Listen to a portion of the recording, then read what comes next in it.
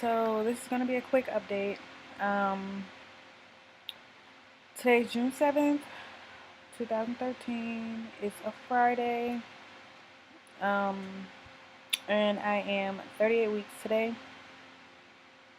Um, I've had 2 appointments since I last updated y'all, which was yesterday and a previous Thursday.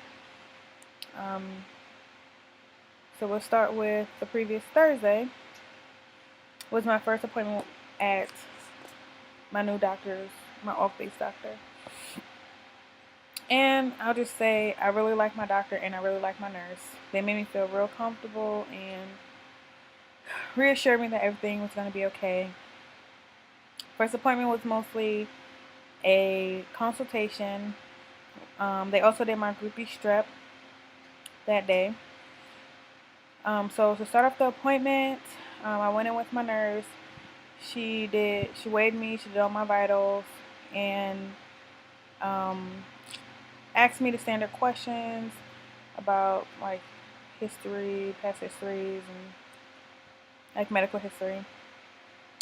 Then we discussed me trying to do a VBAC, and we also discussed my last delivery and pregnancy. Then after that, the doctor came in. Obviously, she filled him in on what we had talked about. He was like, okay, we're going to do a VBAC. I just need to make sure that everything's going to go well, blah, blah, blah. So he checks me, and he had this face that concerned me. He told me that my pelvis is too small. So I wouldn't be a good candidate to do a VBAC. It sucked to hear that at 36 weeks, 37 weeks, because I went my entire pregnancy thinking that I'll be able to do a vaginal delivery. Like the doctors on base, like they were just telling me that my chances of not having a vaginal delivery are slim to none. That because my delivery went the way it went last time, obviously I can progress, and they just went on and on. So now I'm heartbroken and I'm confused and I'm just angry because I'm just like, what? And he's like, well, your pelvis is too small. We went over my delivery again in detail. And he was like, my medical experience, I know that you're more than likely not going to go past 8 centimeters. And if you do go past 8 centimeters, your cervix is going to swell up and close anyways.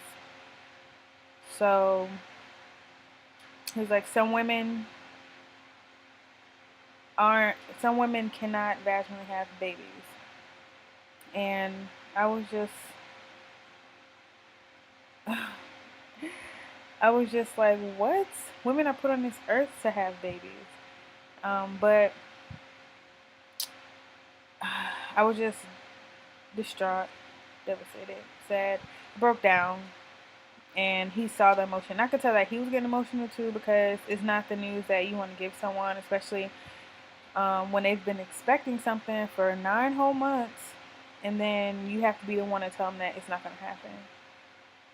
So I was upset, but I took in consideration the safety of me and my child, and I decided that at that moment, I felt defeated. And then I had other people in my ear telling me that women are made to have kids, your doctor doesn't know what he's talking about, and yada yada yada, and on and on and on, which made me feel like maybe I should still try to have the vaginal delivery, and maybe it'll happen, maybe it won't. And then if I have to have a C-section, then I just have to have another C-section. Then I thought about it more and more, And then I started feeling defeated again. And then the following Wednesday, so this past Wednesday, I was just over it. I called my doctor. Obviously, he didn't pick up.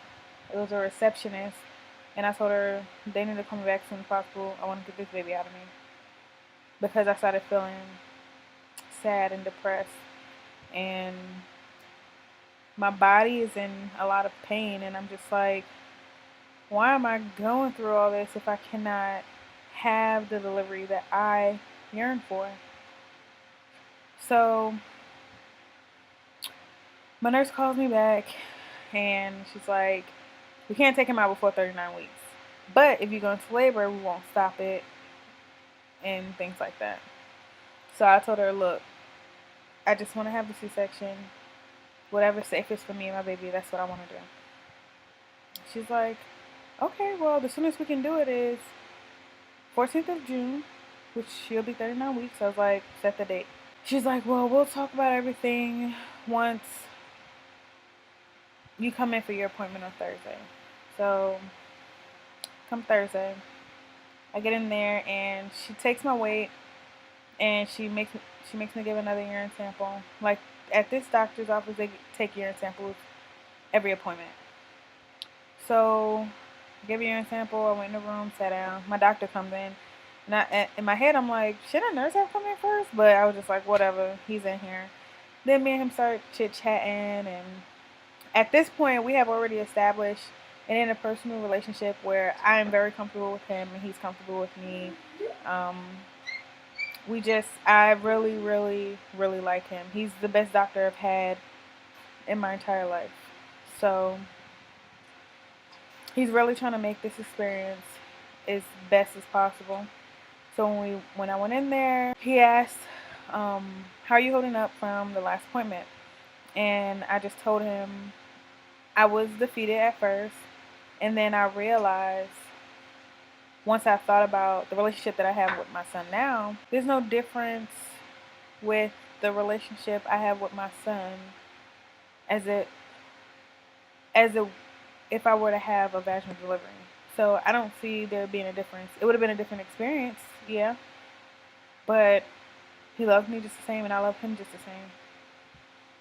So it took a week, but I came to terms that I have to have another C-section, and I'm okay with that. Things I was worried about is getting back into the gym, working out, because my PT test is in 6 months, and it was hard for me to get where I wanted to be last time because I had a C-section. Also, things that were affected was breastfeeding, and part of that was my fault because I quit on my son. Mostly because the doctors, they fed him these fast flow nipples, and my milk would not come out fast enough. I told you guys before, I wasn't generating enough milk. He was just really greedy, and I just feel like they ruined our bonding experience,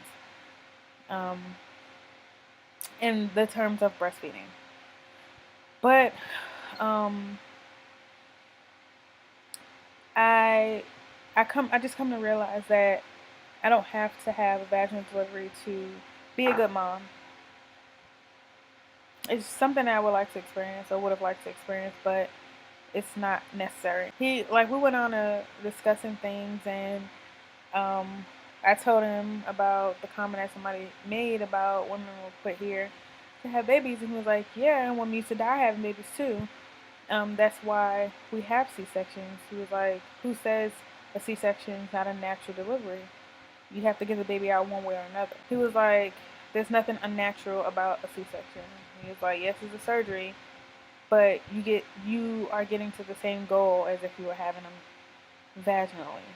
So he just made me feel tons better about it than last time. And he was like, and then this time you won't be exhausted.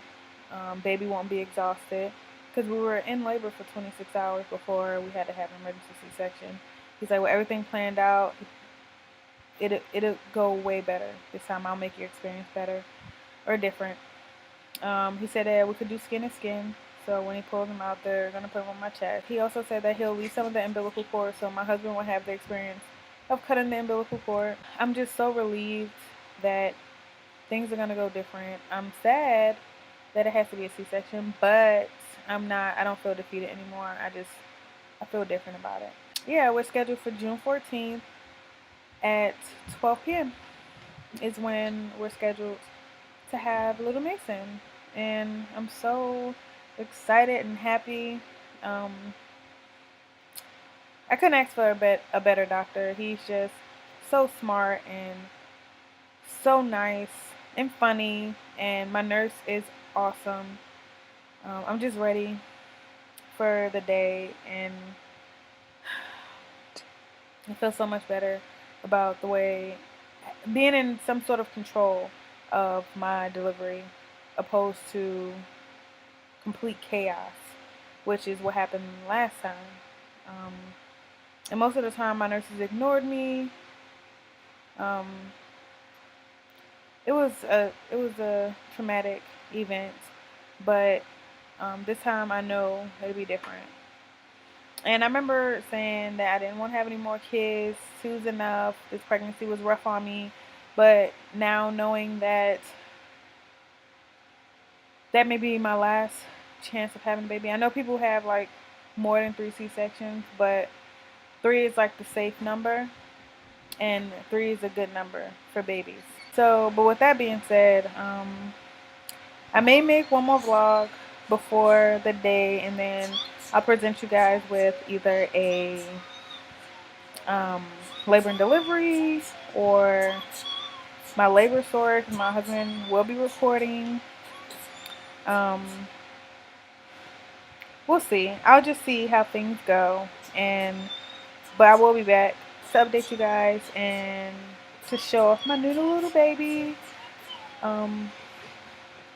But that's it. I'll have a belly shot for you guys here in a second. Belly from the side.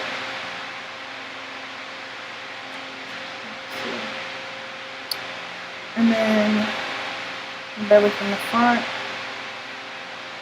I mean, I can't really see much. I'll see you guys later. Bye.